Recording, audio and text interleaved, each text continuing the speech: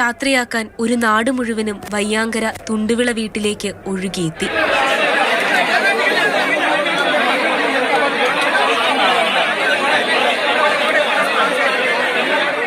വർഷം കൊണ്ടുള്ള ബന്ധമാണ്. കാണുമ്പോൾ എല്ലാം അണ്ണ ഇപ്പോൾ എന്തുകൊണ്ട് എപ്പോൾ കണ്ടാലും അണ്ണാന്ന് പറഞ്ഞ് നിൽക്കുന്ന ഒരു പയ്യനായിരുന്നു.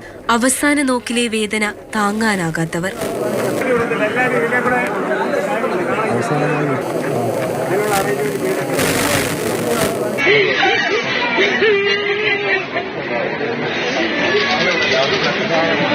കടവൂരിൽ രോഗാതുരരായ മാതാപിതാക്കൾക്ക് നഷ്ടമായത് കുടുംബത്തിലെ ഏക ആശ്രയം.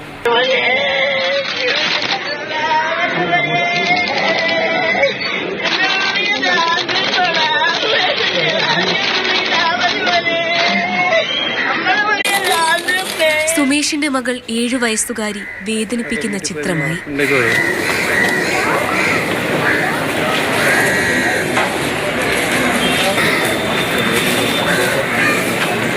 കടവൂരിലെ വസതിയിൽ സുമേഷിന്റെ സംസ്കാര ചടങ്ങുകൾ നടന്നു.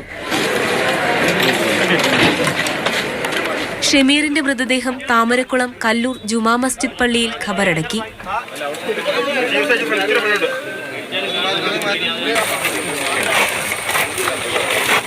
അപകടത്തിൽ മരണപ്പെട്ട കൊല്ലം സ്വദേശികളായ ലൂക്കോസ്, സാജൻ ജോസഫ് എന്നിവരുടെ സംസ്കാര ചടങ്ങുകൾ നാളെ നടക്കും. മാതൃഭൂമി ന്യൂസ്, കൊല്ലം.